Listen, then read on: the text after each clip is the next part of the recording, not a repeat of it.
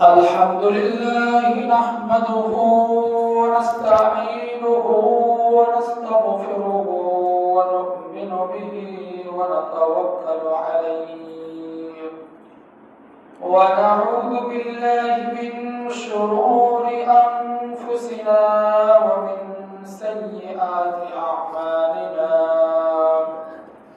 من يهده الله فلا مضل له ومن يضلل فلا هادي له ونشهد أن لا إله إلا الله وحده لا شريك له ونشهد أن محمدا عبده ورسوله أرسل رسوله بالحق بشيرا ونذيرا وداعيا إلى الله بإذنه وسراجا وقمرا منيرا قال الله تبارك وتعالى في كلامه المجيد وفي فرقانه الحميد أعوذ بالله من الشيطان الرجيم بسم الله الرحمن الرحيم بسم الله الرحمن الرحيم وأذن في الناس بالحج يأتوك رجالا وعلى كل ضامر يأتين من كل فج عميق ليشهدوا منافع لهم ويذكروا اسم الله في أيام معلومات صدق الله العظيم وصدق رسوله النبي الكريم وقال الله تبارك وتعالى إن أول بيت وضع للناس للذي ببكة مباركا وهدى للعالمين فيه آيات بينات مقام إبراهيم ومن دخله كان آمنا ولله على الناس حج البيت من استطاع إليه سبيلا ومن كفر فإن الله غني عن العالمين صدق الله العظيم عن أبي هريرة رضي الله تعالى عنه أن رسول الله صلى الله عليه وسلم قال العمرة إلى العمرة كفارة لما بينهما والحج المبرور ليس له جزاء إلا الجنة أو كما قال النبي عليه الصلاة والسلام وعن أبي هريرة رضي الله تعالى عنه سئل النبي صلى الله عليه وسلم أي الأعمال أفضل قال إيمان بالله ورسوله قال ثم ماذا قال جهاد في سبيل الله قال ثم ماذا قال حج مبرور أو كما قال النبي صلى الله عليه وسلم بارك الله لنا ولكم في القرآن العظيم ونفعنا إيانا وإياكم بذكر الحكيم والحمد لله رب العالمين أستغفر الله ربي من كل ذنب وأتوب إليه لا حول ولا قوة إلا بالله العلي العظيم الحمد لله সমস্ত প্রশংসা সেই মহান মালিকের দরবারে যিনি আমাকে আপনাকে আমাদের সকলকে জুমার দিন জুমার নামাজ আদায় করার জন্য বিশেষ করে শাওয়াল মাসে শাওয়াল জিলকাদ জিলহজ শাওয়ালের শেষে জিলকাদের মধ্যে আল্লাহ রাব্বুল আলামিন আমাকে আপনাকে আরো একটা জুমার নামাজ পড়ার তৌফিক দান করেছেন। হজের মাসের মধ্য থেকে শাওয়াল, জিলকদ, জিলহজ আল্লাহ রাব্বুল আলামিনের কাছে অত্যন্ত দামি, পছন্দনীয় এবং আল্লাহ সুবহানাহু ওয়া তাআলার কাছে খুব বেশি পছন্দনীয় কয়েকটা আমলের মধ্যে একটা আমল হচ্ছে যারা আল্লাহর ঘর জিয়ারত করার জন্য, বাইতুল্লাহ তাওয়াফ করার জন্য, জিয়ারত করার জন্য আল্লাহর মেহমান হয়ে যায়, এই সকল হাজী সাহেবদের খেদমত করা এটা অনেক বড় একটা আল্লাহ তাআলার কাছে পছন্দনীয় একটা আমল। গত জুমার আগের জুমায় এই মেহমানদারি সম্পর্কে অনেক কথা বলা হয়ে গিয়েছিল। তো আমাদের যারা আসলাফ, পূর্বপুরুষ যারা রয়েছে, বিশেষ করে তাদের মধ্য থেকে আব্দুল্লাহ ইবনে মুবারক রাহমাতুল্লাহ আলাইহি, তিনি একজন তাবেঈ ছিলেন। আমিরুল মুমিনিন ফিল হাদিস বলা হয়, হাদিস শাস্ত্রের বাদশা, সম্রাট, অনেক বড় একজন ইমাম ছিলেন। যিনি তাবেঈদেরকে দেখছেন, আর তাবেঈরা যারা সরাসরি সাহাবীদেরকে দেখছেন, আর সাহাবীরা সরাসরি রাসূল করিম সাল্লাল্লাহু আলাইহি ওয়াসাল্লামকে দেখছেন।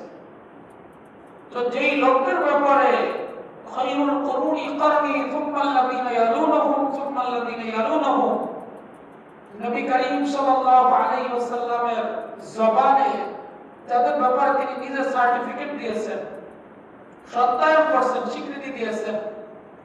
তো সেই খায়রুল কুরুনের একজন বুজুর্গ আমিরুল মুমিনিন ফিল হাদিস আব্দুল্লাহ ইবনে মুবারক রাহমাতুল্লাহ আলাইহি, যার আরো দুইটা ঘটনা সামনে বলবো। তো সিয়ার আলামিন নুবালা, তারিখে বাগদাদ, আল বিদায়া ওয়ান নিহায়া, এই দুই কিতাবের মধ্যে এরকম অনেক ঘটনা আসছে। আব্দুল্লাহ ইবনে মুবারক রাহমাতুল্লাহ আলাইহির একটা ঘটনা এরকম আসছে, যেহেতু মেহমানদারির প্রসঙ্গটা চলে আসছে, এটা আগে বলে নিই যে তিনি তার এলাকায় মার্গ নামক জায়গার কথা কোনো বর্ণনার মধ্যে আসছে, ওই এলাকার মধ্যে যারা হজের জন্য যাওয়ার এরাদা করতেন, ইচ্ছা করতেন, তাদের অর্থ সম্পদগুলোকে তিনি নিজে সবার টাকা পয়সা একসাথে জমা করতেন। সব মানুষ যখন তার কাছে অর্থ সম্পদ জমা রাখতো, এরপর তিনি সকলকে একসাথে নিয়ে তিনি হজে চলে যেতেন। তিনি একদিকে যেরকম বড় আলেম ছিলেন, বড় আবেদ ছিলেন, দানশীল ছিলেন, অনেক বড় ব্যবসায়ী ছিলেন। একজন মানুষের মধ্যে দুনিয়া এবং আখিরাতের জন্য যা যা গুণাবলী থাকা দরকার মোটামুটি সব ছিল এই আব্দুল্লাহ ইবনে মুবারক রাহমাতুল্লাহ আলাইহির মধ্যে, উনার একক ব্যক্তির মধ্যে, যিনি আনাস রাদিয়াল্লাহু তাআলা আনহু, ইমাম আবু হানিফা রাহমাতুল্লাহ সহ অনেক তাবেঈ এবং অনেকে বিশেষ করে তাবেঈ আর কি, তাবেঈদের শিষ্যত্ব, যারা সাহাবীদের থেকে তাবেঈ হওয়ার শিষ্যত্ব মানে সৌভাগ্য লাভ করেছেন, তো এমন ব্যক্তিদের থেকে তিনি ইলম শিখে তিনিও তাবেঈ হওয়ার সৌভাগ্য অর্জন করছেন। তো আব্দুল্লাহ ইবনে মুবারক রাহমাতুল্লাহ আলাইহি নিজে হাজী সাহেবদেরকে সাথে করে নিয়ে যেতেন। হজের ইহরাম, তালবিয়া, মিনায় অবস্থান করা, কুফে আরাফা অবস্থান করা, পাথর এরকম শয়তানকে কঙ্কর নিক্ষেপ করা, হলক করা, মুন্ডন করা, সব ইবাদত বন্দেগী তিনি একসাথে করতেন এবং তাদেরকে প্রয়োজনীয় খরচ নিজের অর্থ থেকে সকলকে দিতেন, কেনাকাটা করে দিতেন। এরপর যখন হজ শেষ হয়ে যেত, বাড়িতে ফিরে আসার পরে তিনি সবাইকে সবার অর্থ সম্পদ দিয়ে দিতেন, এমনকি তাদেরকে মেহমানদারি করাতেন। যেহেতু আব্দুল্লাহ ইবনে মুবারক রাহমাতুল্লাহ আলাইহি একদিকে ছিলেন জামানার বহুত বড় আলেম, বহুত বড় দানশীল, বহুত বড় ব্যবসায়ী, এটা ওনার জন্য সহজ। এটার উপরে আমল করতে গিয়ে আমরা যদি এরকম করে ফেলি, হজে যাব, এলাকার সমস্ত মানুষদেরকে জমা করে একসাথে করে যে তাদেরকে খাবার মেহমানদারি করে তারপরে গেলাম, তাহলে দেখতে কেমন দেখা যায়, এরকম অনেকে দেখতে কেমন দেখা যায়, এরকম চিন্তাধারা থেকে এরকম কাজ করার কোনো দরকার নেই। এগুলো একে তো লোক দেখানোর মতো হয়ে যায়। আরো হজে যাবেন, এই সময় যিনি হজ করতে যাবেন অনেক অর্থ সম্পদের দরকার, টাকা পয়সার দরকার। তো তার জন্য এটা এক ধরনের ওই সময়ের জন্য বাড়তি খরচ, বেশি খরচ। হ্যাঁ, যদি আলহামদুলিল্লাহ সাধ্য থাকে, সামর্থ্য থাকে, এমনিতেই আপনারা আমার জন্য একটু দোয়া করেন। আমি একটু সফরে যাচ্ছি, ফিরে আসা হইতে দেখা হইতে পারে, নাও হইতে পারে। হজের কথা না বলা, ভুলেও গোপনেও না বলা। তো তিনি এই আমলটা করতেন যে সমস্ত হাজিদেরকে নিয়ে যেতেন, হজ করার পরে তাদের সাধ্য অনুযায়ী খরচ করতেন। কাউকে কিছু কেনাকাটার দরকার লাগলে তিনি এটা করতেন, করার পরে তিনি কি করতেন, হজ থেকে ফিরে আসতেন। তো এটা ছিল তার একটা আমল। তো এখান থেকে হাজী সাহেব যারা হয় তাদের সম্মান করা, মেহমানদারি করা। গত বছর একটা ঘটনা বলছিলাম যে এক ব্যক্তি তিনি প্রতি বছর হজে আসেন, হজ করতে আসেন। তো মদিনা জিয়ারত করার সময় সেই তৎকালীন সময়ের ঘটনা, যেহেতু ইরাক, আফগান, সিরিয়া, বসরা, ওই সময় তৎকালীন সময়ে বর্তমানে অনেক বড় বড় আল্লাহওয়ালা বুজুর্গ, অনেক বড় বড় আলেমরা ওইখানে আছেন, আগেও ছিলেন। এবং সাহাবী, তাবিঈদের বহু বেশি আনাগোনা ওইসব এলাকায় ছিল, যে কারণে তারা সহজে ইসলাম সম্পর্কে অনেক কিছু জানতেন এবং ইসলামের মূল বিষয়গুলো তাদের আয়ত্তে ছিল। তো ওই এলাকা সেই ইরাকের বাগদাদের অথবা সিরিয়ার এক ব্যক্তি তো মদিনা জিয়ারত করতে আসছে। নবী করিম সাল্লাল্লাহু আলাইহি ওয়াসাল্লামের যে রওজা আছে, রওজার পাশে ওখানে দাঁড়ায় এরকম দরুদ শরীফ পড়তেছে, আর আসসালাতু আসসালামু আলাইকা ইয়া রাসূলুল্লাহ ইয়া হাবিবাল্লাহ, এরকম নবী করিম সাল্লাল্লাহু আলাইহি ওয়াসাল্লামের সামনে নিজের দিলের যত দরদ আছে, ব্যথা আছে, তামান্না আছে, সবকিছু উজাড় করে সে এরকম নবী করিম সাল্লাল্লাহু আলাইহি ওয়াসাল্লামের প্রতি তার ভালোবাসা, শ্রদ্ধা সে নিবেদন করতেছে। তো পিছন থেকে এক শিয়া এটা ফলো করছে যে নবীর প্রতি এত ভালোবাসা, আলীর নামে কিছু কয় না, তারপরে আলীর নামে কোনো প্রশংসা নাই, দোয়া নাই, এটা তার কাছে পছন্দ হয় নাই। তো সে কি করছে, ওই হাজী সাহেবকে তার বাড়িতে দাওয়াত করে নিয়ে গেছে। ওই এলাকায় সে থাকতো। নিয়ে যাওয়ার পরে বলছে, এই ঘরের মধ্যে আপনি বসেন, আমি কি করি, আপনার জন্য নাস্তা পানির ব্যবস্থা করি।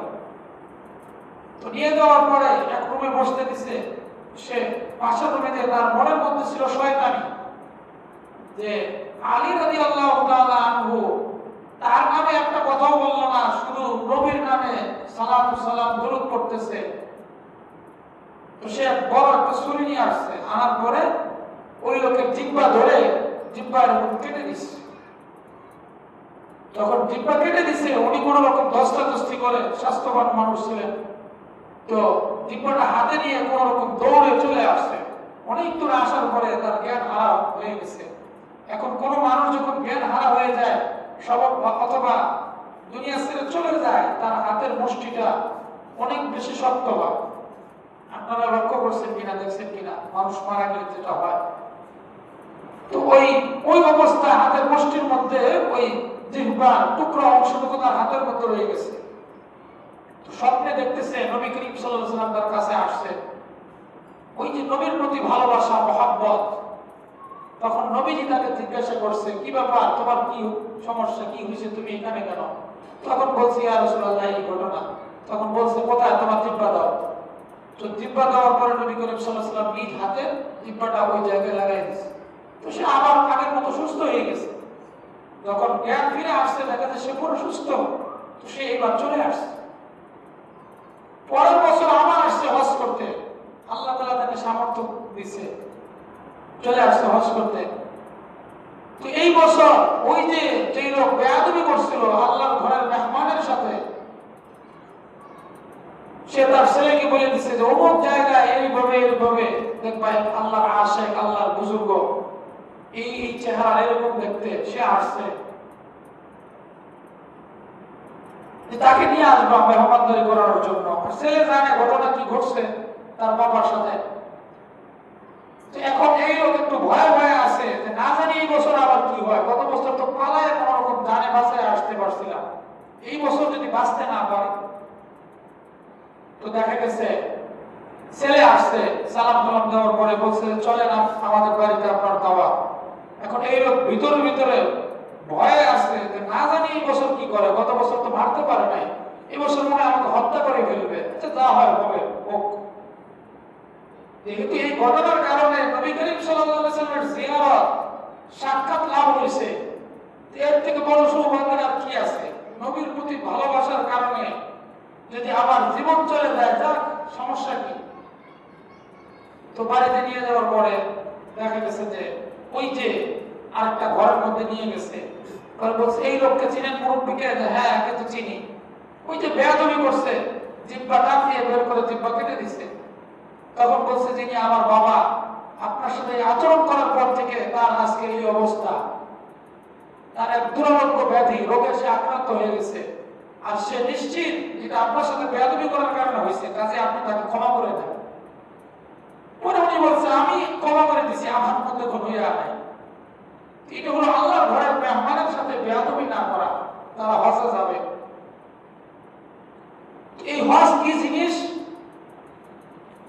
আল হাজ্জু শব্দ, যেটা আরবি ভাষায় গমন করা, ইচ্ছা করা, এবং পূর্ণভূমি মক্কা মদিনার যে নির্দিষ্ট কিছু সীমা আছে, ওই সীমার মধ্যে নির্দিষ্ট সময় অবস্থান। যেমন মনে করেন বিশেষ করে 9, 10, 11 এই 3টা দিন গুরুত্বপূর্ণ কিছু আমল থাকে। এই আমলগুলো যদি কেউ করতে না পারে তাহলে তার হজ হবে না। একটা মনে করেন আরাফায় অবস্থান করা। আরাফাটা কিরকম হতে পারে এটা উদাহরণ হিসাবে বোঝাবার জন্য বলি। এইখান থেকে মনে করেন গাজীপুর চৌরাস্তা অথবা মাওনা চৌরাস্তা, এতটুকু দূরত্ব মনে করেন আরাফা। এইখানে যদি 5 লক্ষ, 10 লক্ষ অথবা 30 লক্ষ হাজি একসাথে একত্রিত হয়, নির্দিষ্ট কিছু সময় অবস্থান করে, তাহলে এটা হজের একটা রকম, এটা একটা আদায় হয়ে গেল। ঠিক এরকম আরো কিছু আমল আছে। এই আমলগুলো যারা নির্দিষ্ট সময়ে, নির্দিষ্ট জায়গায়, নির্দিষ্ট নিয়মে, নির্ধারিত দোয়া এবং তালবিয়া ইত্যাদির মাধ্যমে যারা আদায় করতে পারবে, সেটাকে হজ বলবে। সেটাকে কি বলবে? হজ বলা হবে। এর বাইরে মনে করেন ওকুফে আরাফা অবস্থান করতে পারে নাই, মিনায় অবস্থান করতে পারে নাই, তারপরে সাফা মারওয়ার মধ্যে সাই করা, সাই শব্দের অর্থ দৌড়ানো, একটু দৌড়ে শরীরকে মানে নিজের শরীরের মধ্যে কি বলে এটাকে, খুব বেশি শক্তি আছে এরকম বোঝাবার জন্য দৌড়ানো আর কি, শক্তি প্রদর্শন করা। এরকম বিভিন্ন আমলগুলো কোন এক বা একাধিক আমল যদি ছুটে যায়, যেমন ওয়াজিব ছুটে গেল, এটার বিপরীতে যদি কাজা করার সুযোগ থাকে, বকরি, ভেড়া, দুম্বা ইত্যাদির মাধ্যমে কাফারা করার সুযোগ থাকে, তাহলে কাফারা করলে তো হজটা হয়ে গেল, কিন্তু কাফারা আদায় না করলে তখন কি অবস্থা হবে? এই জন্য নির্দিষ্ট সময়ে, নির্দিষ্ট নির্ধারিত জায়গায়, নির্ধারিত দোয়া এবং আমলগুলো, বিশেষ করে মক্কা এবং মদিনার যে যে জায়গাগুলো আছে, আরাফা, মিনা, এইখানে এই আমলগুলো করার নাম হলো হজ।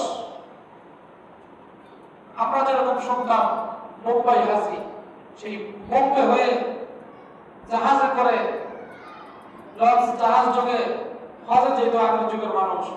তো এক লোক যাইতে একটু লেট হয়ে গেছে, বোম্বাই পর্যন্ত যাওয়ার পরে সেই বন্দর পর্যন্ত যাইতে যেতে দেখা লঞ্চ জাহাজ চলে গেছে। তো এখন নাম কি হয়ে গেছে? বোম্বাই হাজি। উনি মক্কা মদিনা হজ করে হাজি হন নাই, উনি বোম্বে থেকে ফেরত আসছে, জাহাজ ধরতে পারে নাই, বোম্বাই হাজি হয়ে গেছে। এখন আমাদের বেশিরভাগ অবস্থা হলো বোম্বাই হাজির মতো। এক লোকের ঘটনা বলছিলাম, মুরব্বী মানুষ, মাতবর টাইপের, ওনার নামের সাথে মাতবর, সবাই মাতবর নামে চিনে। তো একদিন, 1.5 দিন, 2 দিন ওনার কোনো খোঁজ নাই, পরে ওনাকে পাওয়া গেছে। এই জন্য হজ করতে হবে, শরীরে যখন শক্তি সামর্থ্য থাকে তখন হজ করতে হবে। বুড়ো হয়ে গেছি, 50 বছর পার হয়ে গেছে, এখন আগে হজে গেলাম, যে কোনো হজের বিধান পালন করতে পারলাম না, তখন তো হজ হবে না। এই যে এখন হজের মৌসুম চলতেছে, এই জন্য আগে আগে নিয়ত করা।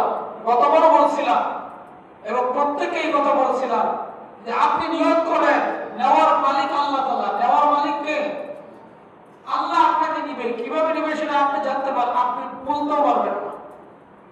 বুখারীর বর্ণনার মধ্যে আসছে নবী করিম সাল্লাল্লাহু আলাইহি সাল্লাম বিদায় হজে যখন 10ম হিজরিতে তিনি হজ করার জন্য যখন সাহাবীদেরকে নিয়ে 1 লক্ষ, অনেকে বলছে যে 16 লক্ষ বা আরো বেশি সাহাবীদের কাফেলা সহ যখন হজ করতে আসছেন, তখন এক মহিলা আসছে নবী করিম সাল্লাল্লাহু আলাইহি সাল্লাম এরকম সোয়ারের উপরে, বাহনের উপরে আরোহণ করা অবস্থায় এসে বলছে, ইয়া রাসূলুল্লাহ, আমার বাবা তিনি বৃদ্ধ হয়ে গেছেন, তিনি তো হজ করার ইচ্ছা পোষণ করেছিলেন, তার ইচ্ছা ছিল হজ করবে, কিন্তু ইচ্ছা থাকা সত্ত্বেও আল্লাহ তাআলা তাকে দুনিয়া থেকে নিয়ে গেছেন, তার মৃত্যু হয়ে গেছে।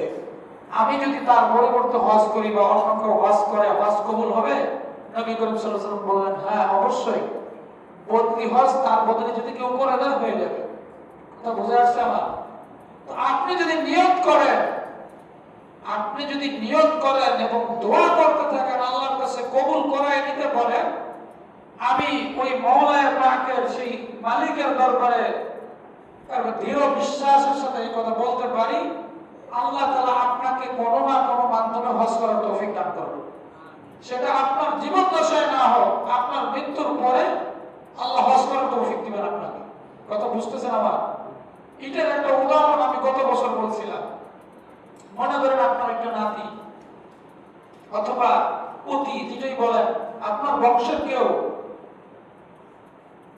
আল্লাহ তাআলা তার মেধা দিয়েছে, ভালো পড়াশোনা করছে, ভালো জায়গায় চলে গেছে, বংশের রাষ্ট্রীয় পর্যায়ে কিংবা বাহিরে অন্য যে কোনো জায়গায় লক্ষ লক্ষ টাকা ইনকাম করে। হঠাৎ সে শুনতে পারছে যে আমার দাদা, আমার নানা হজের নিয়ত করছিল, বেচারা হজ করতে পারে নাই, আল্লাহ আমাকে এত এত টাকা দিছে, সে আপনার নামে একটা হজ করবে। পারে কি পারে না? হ্যাঁ, আপনারা কথা বলেন, হ্যাঁ না বলেন, পারবে না? কিন্তু আপনার নিয়ত থাকতে হবে। আপনার নিয়ত নাই, তাহলে নিয়ত ছাড়া কিভাবে হবে বলেন? একজন মানুষের নিয়ত নাই। 8-10 বছর আগে একটা ঘটনা ঘটছে, এক লোক তার মেয়েকে বিয়ে দিছে। এখন মেয়ে বিয়ে দিছে, ঠিক আছে, মেয়েকে জামাই বাড়ি দেওয়ার নিয়ত নাই। এখন যতই ঠেলে, আমরা যতই ধাক্কাধাক্কি করি, মেয়েকে জামাই বাড়ি দিবে না, জামাইয়ের কাছে দিতে চায় না। শেষমেশ মেয়ের লাইফটা একরকম নষ্টই করে ফেলছে। মেয়ে এটা স্বীকার করছে যে আমার স্বামীর কোনো সমস্যা ছিল না। সে আশ্চর্য করছে, পরবর্তীতে অনেকের কাছে আসে যে এই লোকটা কোথায় আছে, কেমন আছে, বাবার কারণে। তো আপনার নিয়তই নাই, মেয়ে বিয়ে দিচ্ছে, ঠিক আছে, এটাকে জামাই বাড়ি যেতে দিবেন না, এটা কেমন হলো? আপনার নিয়তই নাই, আপনি হজ করবেন না, তাহলে আল্লাহ আপনাকে কিভাবে হজ করাবে বা কিভাবে হজের সওয়াব আপনি পাবেন? এই জন্য আল্লাহ তাআলা আমাদেরকে নিয়ত করার তৌফিক দান করেন। একেবারে দিল থেকে আপনার কি আছে আপনি এটা দেখেন না। আমি আবারও বলতেছি, যদি আমার কথা না বুঝেন, একটু ভালো করে বুঝেন, খেয়াল করেন কথাটা। টাকা নাই, পয়সা নাই, অর্থ নাই, কিছু নাই, দিন এনে দিন খান, অন্তত হুজুর আমি তো 5 ওয়াক্ত নামাজও পড়ি না, সেটারও দরকার নাই। কিন্তু নিয়ত করেন যে আল্লাহ আজকে নিয়ত করলাম হজ করব, তোমার ঘর জিয়ারত করব। আল্লাহ চাইলে আপনাকে আল্লাহ নিতে পারেন। এটা আল্লাহর কাছে কঠিন কিছু, কোনো কঠিন না। তাহলে আল্লাহ তাআলা আমাদের সকলকে হজের নিয়ত করার তৌফিক দান করেন এবং হজ্জ মাবরুর করার তৌফিক দান করেন। যে হজ্জ মাবরুরের বিনিময় হচ্ছে হাদিসের ভাষ্য অনুযায়ী, হজ্জুন মাবরুর লাইসা লাহু জাযাউন ইল্লাল জান্নাহ, জান্নাত ছাড়া যার আর কোনো দ্বিতীয় কোনো বিনিময় হতে পারে না। তাহলে আমার আপনার কামালাতের জন্য, কবুলিয়তের জন্য, দুনিয়া এবং আখিরাতের মধ্যে সফলতার জন্য একটা হজ্জ মাবরুর, কবুল হজই যথেষ্ট। কিন্তু নিয়ত তো থাকা লাগবে। নিয়ত না থাকলে হবে না। আল্লাহ তাআলা আমাদের সকল কথাগুলো বোঝার তৌফিক দান করেন। তাহলে 1 নম্বর কথা বললাম, হজ হচ্ছে ইচ্ছা করা, নিয়ত করা, গমন করা। আরো স্পষ্ট করে বললে যে বাইতুল্লাহর যে নির্দিষ্ট গণ্ডি আছে, কিছু নির্দিষ্ট জায়গা আছে, এই জায়গাগুলোর মধ্যে অবস্থান করা, নির্দিষ্ট আমল করার মাধ্যমে হজকে সম্পন্ন করা। তো এই হজ করব, কেন করব, কার জন্য হজ ফরজ, কিভাবে করব হজটা, এটা আল্লাহ রাব্বুল আলামিন সূরাতুল বাকারার 196 নম্বর আয়াতের মধ্যে আল্লাহ রাব্বুল আলামিন আদেশ করেছেন, ওয়াতিমুল হজ্জ ওয়াল উমরাতা লিল্লাহ, তোমরা হজ এবং উমরা পূর্ণ করো আল্লাহর জন্য। কার জন্য?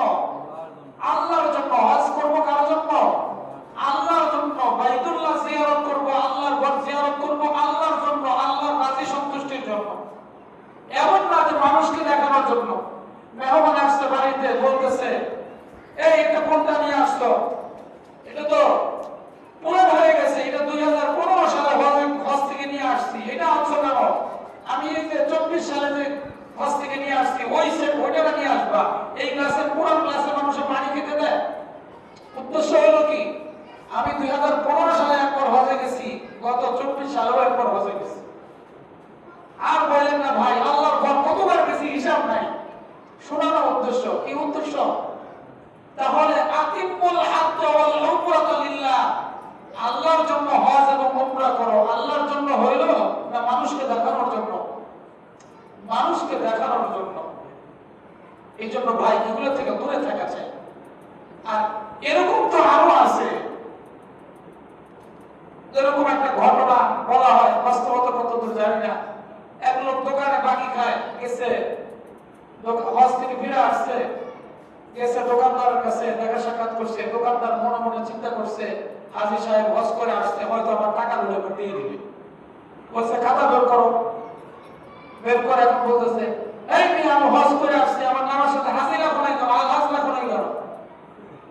মন আরো খারাপ হয়ে গেছে। দোকানদার ভাবছে যে হজ করে আসছে, এখন হয়তো ভালো হয়ে গেছে, টাকাগুলো দিয়ে দিবে। মাঝখানে আরেকটা কথা আগে আমি বলছিলাম, একজন লোক হজ করে আসছে, এর অর্থ এটা না সে দ্বীন ইসলামের সবকিছু শিখে চলে আসছে, এখন এই লোক আর উল্টা পাল্টা কোনো কাজ করবো না, একেবারে ভালো ফেরেশতা হয়ে গেছে। বিষয়টা কিন্তু এরকম না।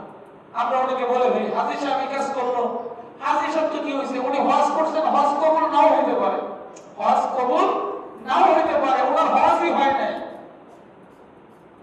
তো উনি তো দ্বীনের মৌলিক বিষয় সম্পর্কে কিছুই জানে না, তারপরও ভুল হইতে পারে।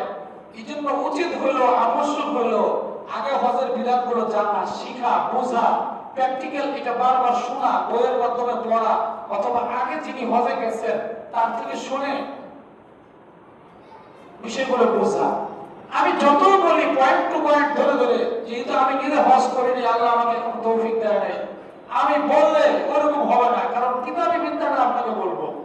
কিন্তু নিজে যখন হজ করে আসবো প্র্যাকটিক্যাল, তখন বলতে গেলে খুব সহজে বলতে পারবো তখন, এবং আয়াত এবং হাদিস থেকে উদ্ধৃতি দেওয়ার দরকার নেই। কথা বুঝতেছেন? তো হজ হওয়া চাই কার জন্য? আল্লাহর জন্য, কোনো লোক দেখানোর জন্য না। হজ করে আসছি নামের সাথে গেলে বোন আছে আমি হাসি। হ্যাঁ, কেউ যদি পিড়াপিড়ি করে, বাড়াবাড়ি করে, বা কেউ যদি লিখতে চায়, সে লিখুক সম্মানের কারণে, আপনাকে সম্মান দেওয়ার কারণে। একবার হজ করলে যদি নামের শুরুতে হাসি লিখতে হয়, আল হাস লিখতে হয়, দৈনিক 5 বার 5 ওয়াক্ত নামাজ পড়ি, নামাজের শুরুতে মুসল্লিতে কেউ লেখে না, লেখে মুসল্লি অমুক লিখি আমরা, এটাও তো লেখা দরকার। কি বলেন? এটা ইসলামের মৌলিক 5টা ফরজের মধ্যে, 5টা বিধানের মধ্যে আকিমুস সালাতা ওয়া আতুজ যাকাতা, নামাজ কায়েম করা আছে না নাই? আছে। এরপরে যাকাত আদায় করা, রমজানে রোজা রাখা, বাইতুল্লাহ জিয়ারতের সক্ষমতা হলে বাইতুল্লাহ জিয়ারত করা। তো আল্লাহ রাব্বুল আলামিন আমাদেরকে আল্লাহর জন্য হজ এবং উমরা করার তৌফিক দান করেন। কার জন্য? আল্লাহর জন্য হজ এবং উমরা করার তৌফিক দান করেন। এরপর আল্লাহ সুবহানাহু ওয়া তাআলা বলেন, এই বাইতুল্লাহর বৈশিষ্ট্য কি? ইন্না আউওয়ালা বাইতুন ওয়াদিআ লিন-নাসি লাল্লাযী বিবাক্কাতা মুবারাকাও ওয়া হুদাল লিল আলামিন। নিশ্চয়ই আউওয়ালা বাইতু, প্রথম ঘর যেটা, ওদিআ লিন-নাস, মানব জাতির জন্য যে ঘরটাকে অস্তিত্ব দেওয়া হয়েছে, যে ঘরটা নির্মাণ করা হয়েছে, সেই ঘরটা হচ্ছে লাল্লাযী বিবাক্কাতা মুবারাকাও ওয়া হুদাল লিল আলামিন। বাক্কা, মক্কার পূর্ব নাম হলো বাক্কা। মক্কা নগরীতে যে ঘরটাকে, বাইতুল্লাহকে যেটা নির্মাণ করা হয়েছে, ওয়া হুদাল লিন-নাস, এবং ওয়া হুদাল লিল আলামিন, গোটা মানব জাতির জন্য যেটা হেদায়েতের মারকাজ, হেদায়েতের কেন্দ্রবিন্দু, এটাকে বলা হয় বাইতুল্লাহ। এটাকে কি বলা হয়? বাইতুল্লাহ। পৃথিবীর মধ্যে কোরআনের ভাষায় ইন্না আউওয়ালা বাইতু ওদিআ লিন-নাস, প্রথম যে ঘরটাকে মানব জাতির জন্য নির্মাণ করা হয়েছে মক্কা নগরীতে। কেন? হুদাল লিল আলামিন, যেটা গোটা বিশ্ববাসীর জন্য হেদায়েত স্বরূপ, পথ প্রদর্শক স্বরূপ। কেন হেদায়েত স্বরূপ? গোটা বিশ্ব থেকে আজকে মুসলমানরা এই বাইতুল্লাহ জিয়ারত করার জন্য আসে। গোটা বিশ্ব থেকে কি করে? বাইতুল্লাহ জিয়ারত করার জন্য আসে। কেন আসে?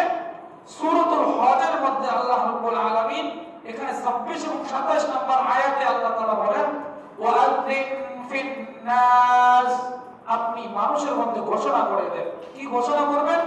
বিল হাজ্জি, হজের ব্যাপারে, যে তোমরা বাইতুল্লাহর জিয়ারত করো, হজ করো। ইয়াতুকা রিজালাও ওয়া আলা কুল্লি দামিন ইয়াতিনা মিন কুল্লি ফাজ্জিন আমিয়্য।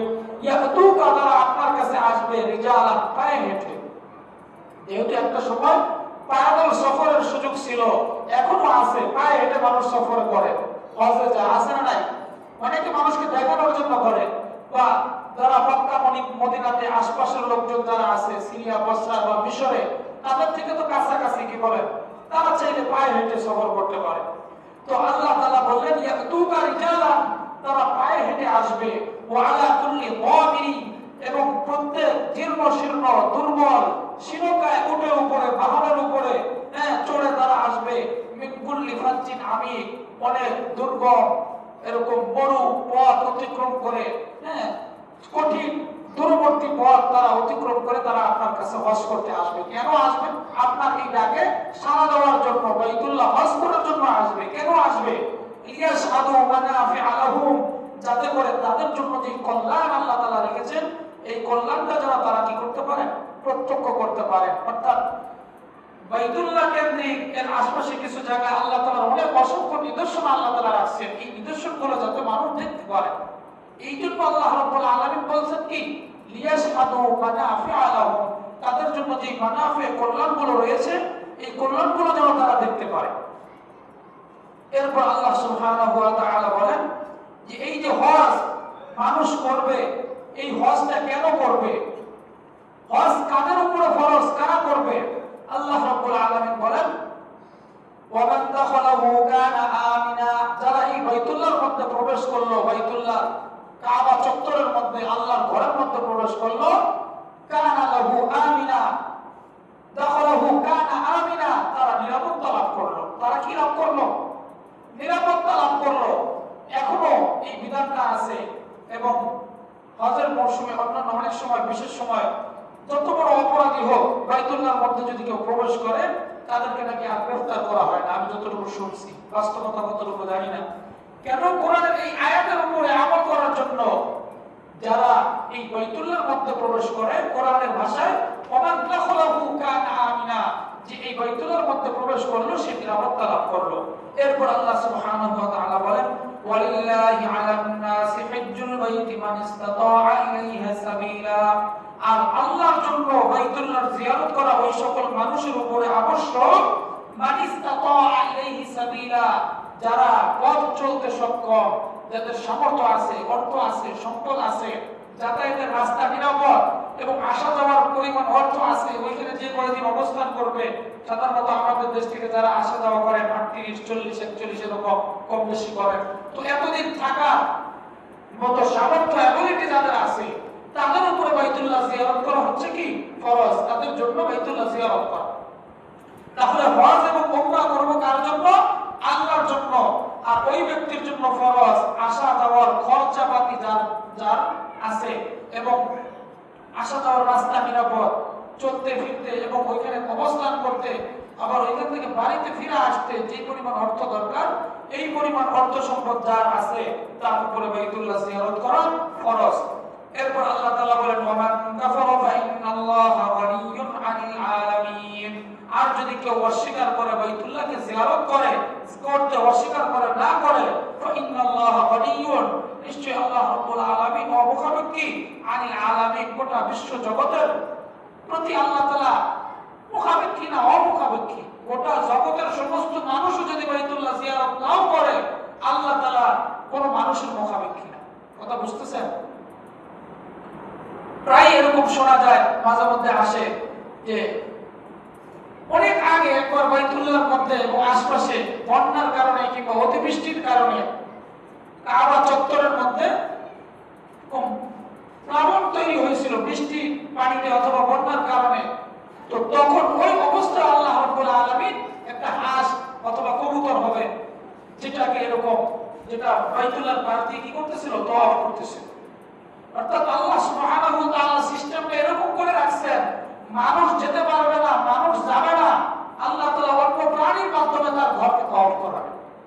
কথা বুঝতেছেন?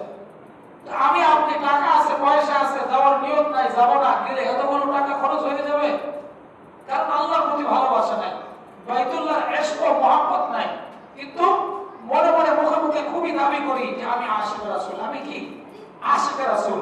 তো আল্লাহ রাব্বুল আলামিন আমাদেরকে এই জাতীয় আশিক রাসূল না বানিয়ে হাকিকি বাস্তবিক আশিক রাসূল হওয়ার তৌফিক দান করেন, যে আশিক রাসূল হওয়ার কারণে আমরা বাইতুল্লাহ জিয়ারত করতে পারবো, বাইতুল্লাহ জিয়ারত করা আমাদের জন্য সহজ হবে।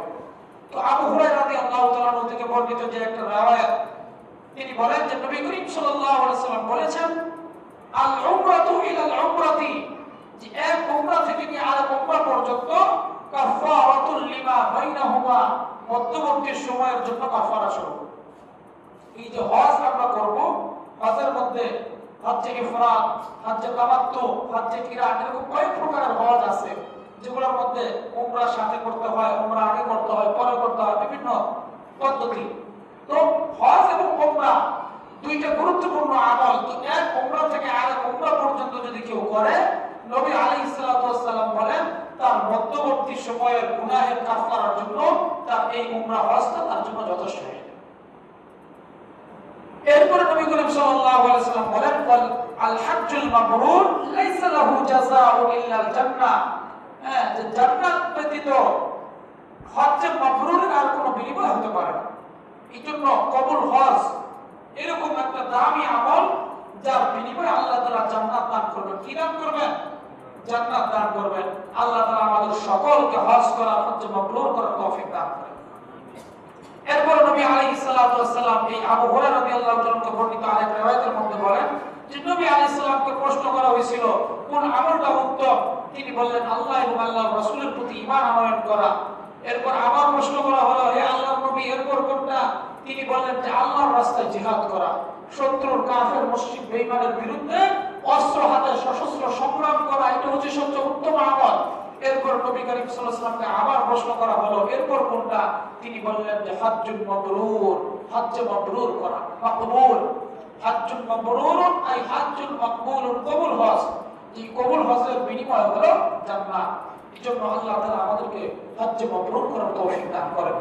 তো মহিলাদের জন্য যেহেতু জিহাদের কোনো ব্যবস্থা নাই, আমাদের আয়েশা থেকে বর্ণনা জানা যায় যে নবী করিম সাল্লাল্লাহু আলাইহি ওয়াসাল্লামকে প্রশ্ন করা হলো যে ইয়া রাসূলুল্লাহ আমরা কি জিহাদে শরীক হব না?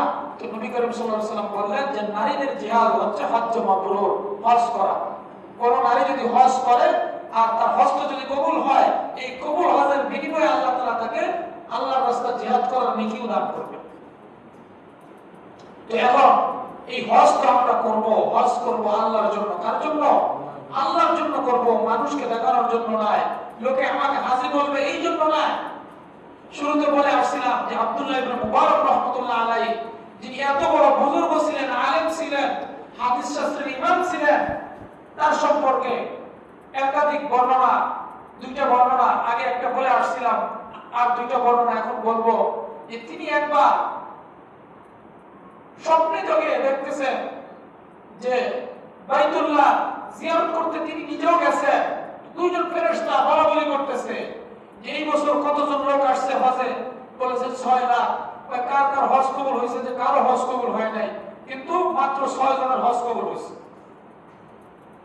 পরের দিন রাত্রে আবার স্বপ্ন দেখছে আরেক জায়গায়,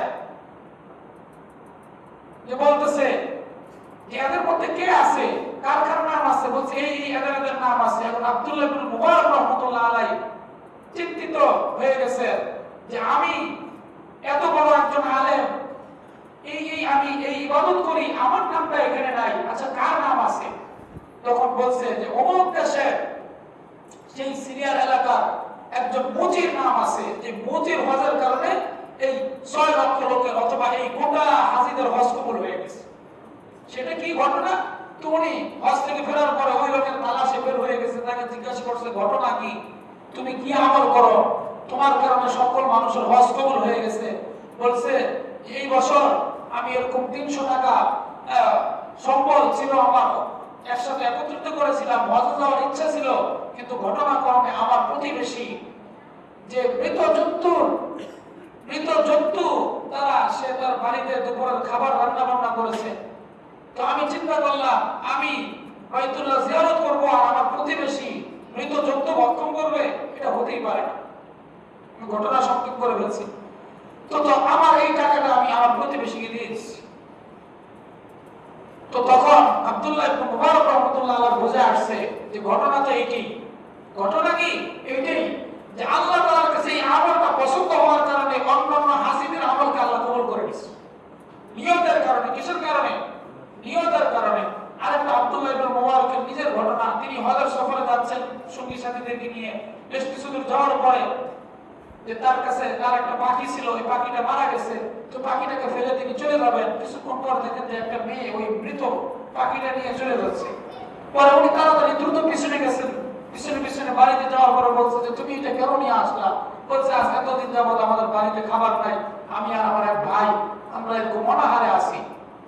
এটা তো আমাদের জন্য খাওয়া যায়, মৃত জন্তু, খাবার নাই, ব্যবস্থা নাই, এই জন্য এটাকে আমরা রান্না করে খাওয়ার জন্য নিয়ে আসছি। তখন আব্দুল্লাহ ইবনে মুবারক রাহমাতুল্লাহ আলাইহি ফিরে আসছে এবং সাথীদেরকে বলছে যে কত টাকা আছে আমাদের কাছে? যে এত টাকা আছে। আচ্ছা এই টাকাগুলো রাখো, ফেরার জন্য এই দিরহামগুলো রাখো, বাকি টাকাগুলো আমাকে দিয়ে দাও। তো তিনি ওই মেয়েকে, ওই নারীকে ওই টাকাগুলো দিয়ে দিচ্ছে। এটার কারণে আল্লাহ রাব্বুল আলামিন ওই বছর তার হজকে কবুল করছে। ঠিক একইভাবে গত বছর আমি বলছিলাম আব্দুল্লাহ সুলাইমান ইবনে রবি রাহমাতুল্লাহ আলাইহির ঘটনা, সেই একই জাতীয় ঘটনা। এক মহিলা তার 3 মেয়ের সন্তান, যারা এরকম মৃত জন্তু আহার করা ছাড়া তাদের কোনো খাবার ছিল না।